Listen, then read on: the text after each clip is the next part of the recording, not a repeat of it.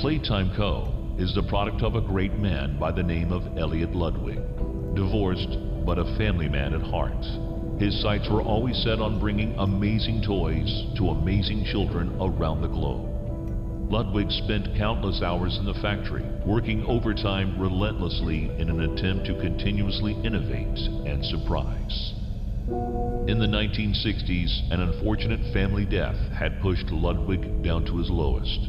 But with so much ambition, he rose back up and continued to fulfill his vision for the Playtime Co. toy factory. Ludwig could never be content leaving a project unfinished. But just how did one man come to create such an astounding empire? How did he manage to stay determined even after suffering such a tragic loss? It all began in the fateful year of 19...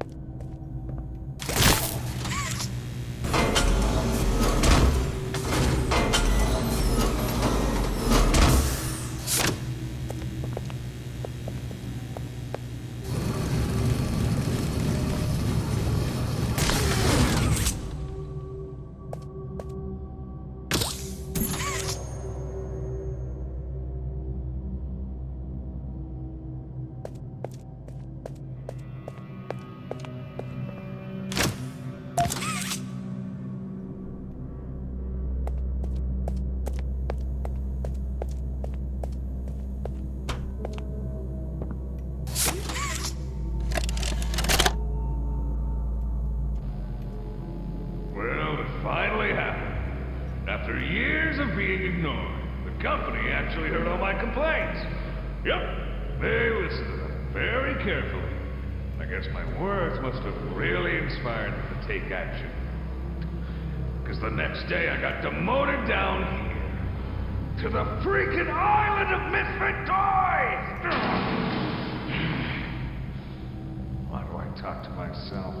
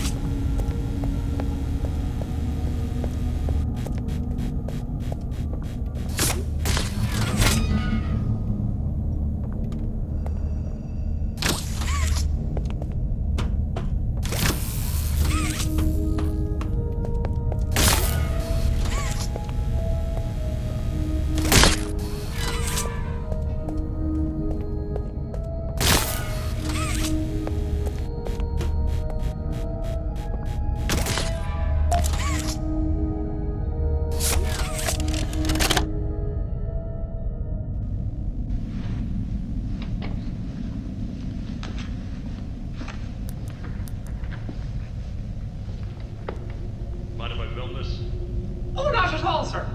That's what I like to hear. So, Marcus, what happened? You see, I was heading home for the day when my apars realized that I left me bloody wallet in the cafeteria. So I'm running through the lobby, and that's when I see it. A mob handle lodged under the innovation wing gate. So what'd you do, Marcus? Well, I just thought I'd nab the bloody yoke and be on me merry way. And? Well, I'm reaching for the thing, and the mob handle jolts on its own. Had me scared stiff. I thought I was the only one there. So, I took a peek beneath the gate, and some massive bloody thing was doddering about the bloody hallway. Thing? You're sure it wasn't a person? Ain't no person that's 50 feet long with 1,000 legs. Marcus, you're losing me. Maybe you just saw a bunch of people walking by. Look, it wasn't people, alright? I haven't a bloody notion what it was, but it wasn't human. Who have you told about this? Besides me, obviously. Just you, sir. Obviously. Okay. I'll have security skim the cameras and take a look. What? There's a massive bloody monster! Skimming ain't gonna get rid of it! You're out of line, Marcus. We make toys, not monsters. Now come on, get out of my sight. Actually, grab me a coffee, will you? Actually, never mind. Get out of my sight.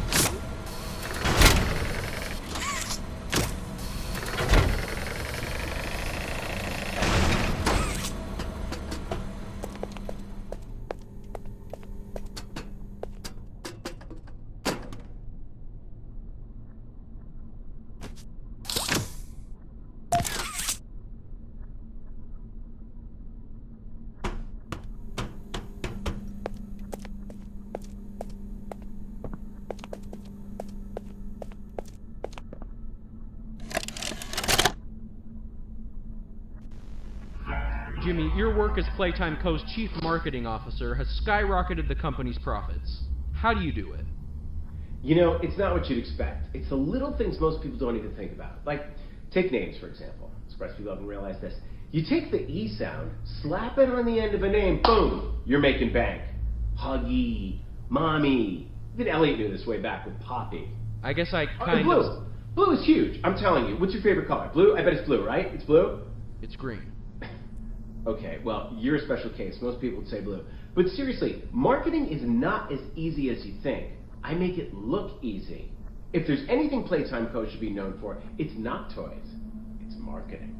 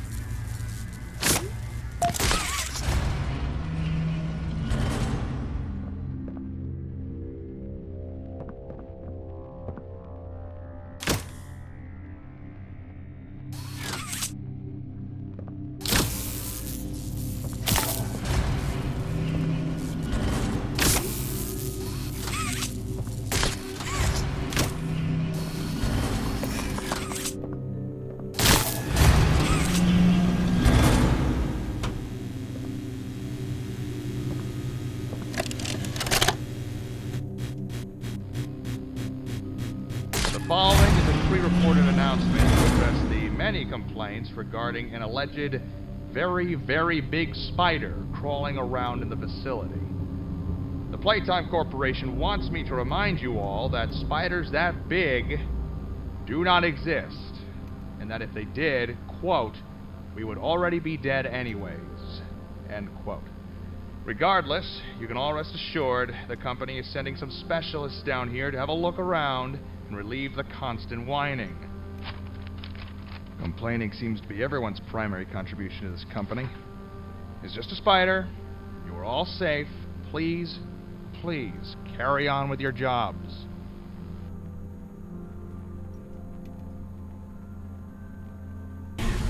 We're going to play one last game! It's called Hide and Seek!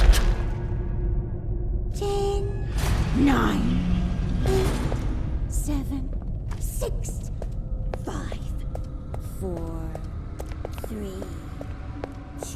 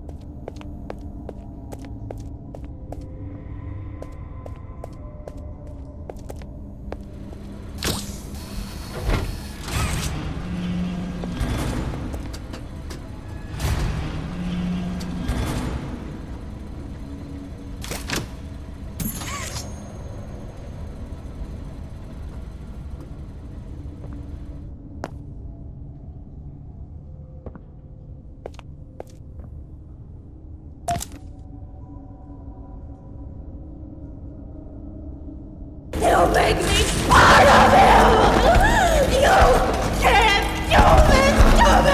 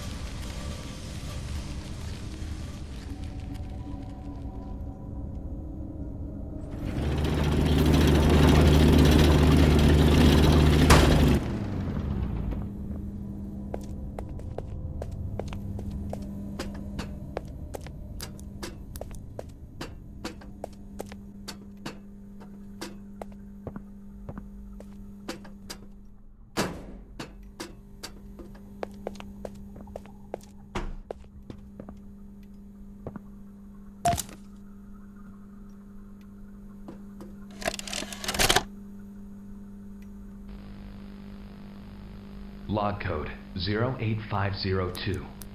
In relation, experiment 1006, the prototype. A close call occurred this week in which he nearly breached containment. The prototype seemingly disassembled the digital alarm clock within his room and utilized the battery, along with several other components, to create a laser pointer, which he then fired into the security camera, disabling it. These actions allowed him 28.3 seconds completely unmonitored. Once function returned to the camera, the room appeared to be empty. One surveillance specialist went in to confirm his absence. However, upon opening the door, she realized that the prototype had hidden in one of the camera's blind spots. The prototype attempted to escape through the open door. However, another surveillance specialist was able to remotely relock the door, despite the other specialists still being inside. One casualty occurred. The prototype seems to possess an unprecedented level of intelligence beyond that of all other test subjects, as well as an alarming willingness to commit violence. Further suppression treatments will need to be enacted to ensure that no other experiments develop these qualities. Experiment 1170, Huggy Wuggy, remains the optimal outcome due to his sufficient intelligence paired with maximum obedience. End of log.